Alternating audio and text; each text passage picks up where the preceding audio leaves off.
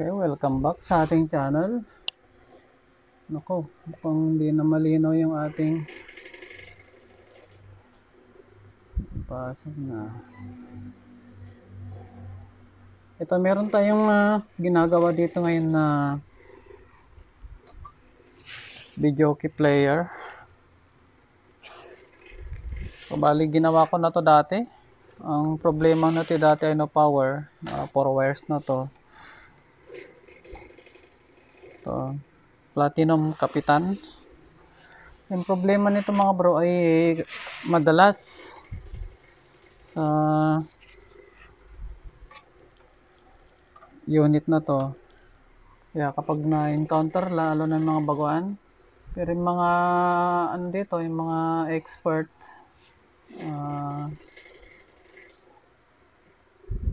basic na lang. So ang problema nito, walang audio. Wala siyang audio out. Ipakita natin ang kanyang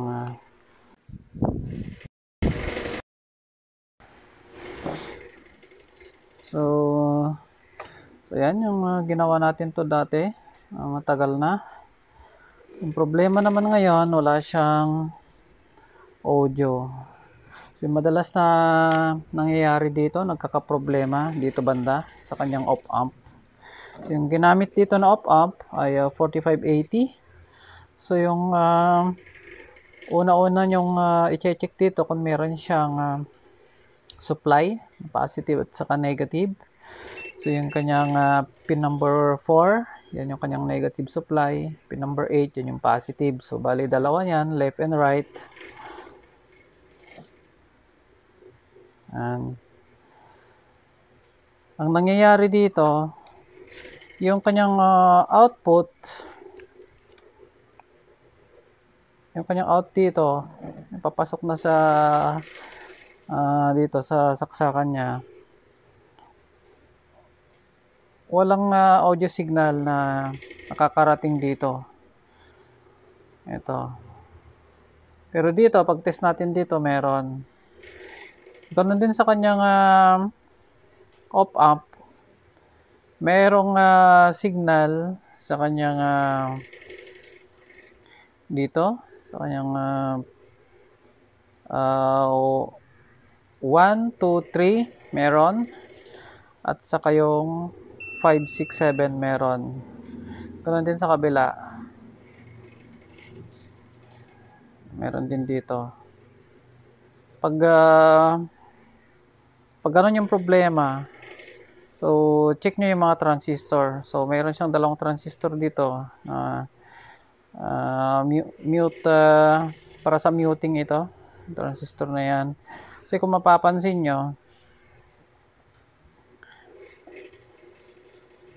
ito yung transistor sa gitna, connect siya dito via isang resistor na connect din dito sa capacitor na to na galing na ng output ng ating op-amp. So check natin yung kanyang audio signal.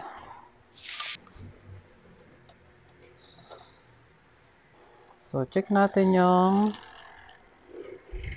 yung supply nito, pin number 8. So ito yung pin number 1 niya. 1, 2, 3, 4, 5, 6, 7, 8. So ito yung pin number 8. Dapat may makuha tayong supply dyan. Yan o. Positive 11. 10.9. Tapos yung pin number 4. Okay, negative 12. Check din natin sa kabila. Negative 12. Positive 10.9. So, okay na ang supply. So, check naman natin ngayon yung kanyang audio. Okay, lapit natin. So, yan, nag-play na yan.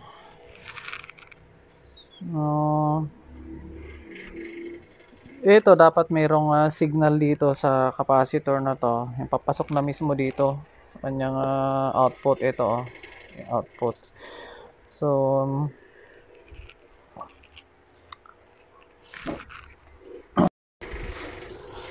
ito yung kanyang left, right. Check natin. Ayan ayan, meron dito. Tapos dapat dito sa papunta na sa kanyang output. Meron sana, pero dito wala. Pero pag check natin sa, siyempre may na trace na tayo ng signal galing sa kanyang op amp. Siyempre merong diyan. Merong signal na nanggagaling diyan. So yung capacitor na to, lapit pa natin. Hindi malinaw pag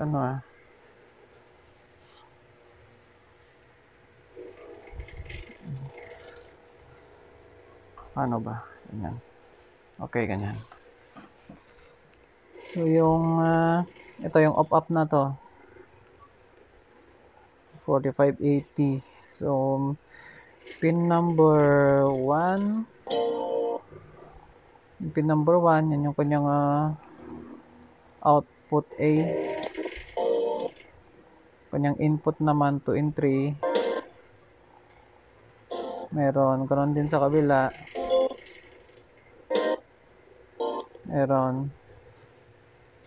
Tapos dito na sa output B, yung input B niya 5.6. Yan. Yung kanyang output mas malakas. Pansin nyo. Ganun din dito sa kabila. Yung input B 3.4, 5.6 pala. 5, 6, pin number 7, yung output B, sa malakas yan. Ayan, yung kanyang output B na pin number 7, connect yan dito. Kikita nyo naman yung connection. Ganon din dito sa kabilang channel niya, capacitor na to. Pero pag tungtong na doon sa capacitor na yun, na-connect doon sa base ng transistor, muting transistor, eto, wala na, di ba? So yung nangyayari dito, nag-mute tong dalawang transistor. So yung remedy natin dito, pwede nating ihang na lang yan, iangat natin para magkaroon ng audio. So dapat dito pa lang meron na yan yan dito. Papasok na sa kanyang output. Dito.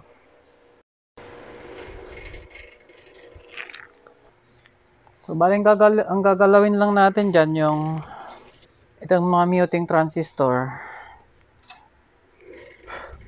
Yan. So bali yung nangyayari dito ay katulad lang din nung nangyayari sa mga sa mga TV natin sa Sony.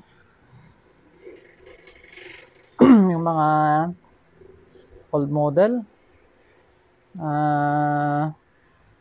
Trinitron, yung mga BMR1.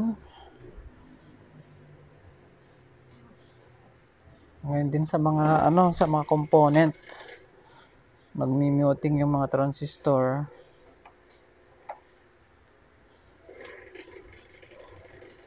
Yan, nawawalan siya ng audio.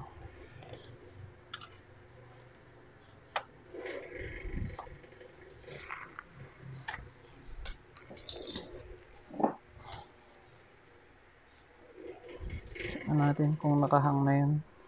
Ayun, nakahang na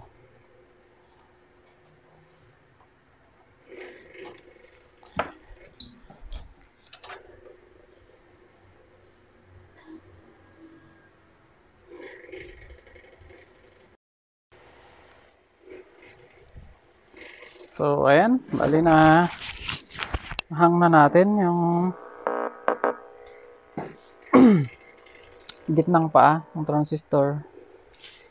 Ayan. So, bali, check natin.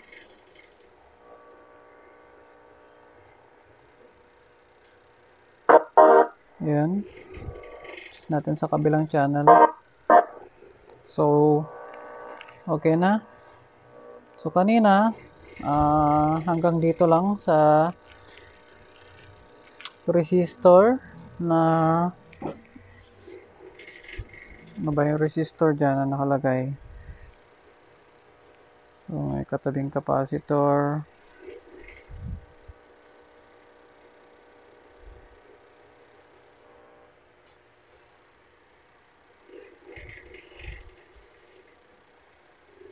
Dito kanina hanggang sa ano lang siya, R335. Tapos dito naman sa kabila kanina hanggang sa R321. So ngayon, doon sa pinagtanggalan natin ng transistor, meron na yan. Ayan. Kabila din. Okay. Dito sa coil, na papunta sa ating output. Ayan na.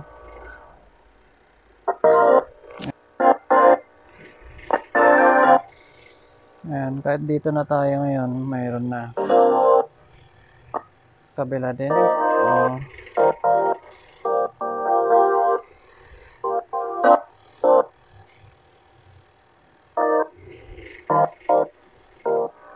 So, ayan. So, basic lang yung ginawa natin. So, naghang lang tayo ng transistor doon. SMD. So, bali, ano yan? NPN transistor. So, nagkaroon na siya ng output.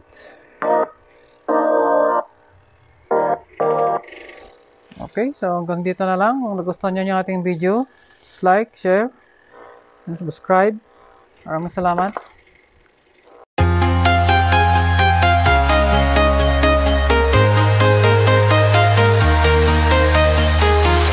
I'm walking alone the streets.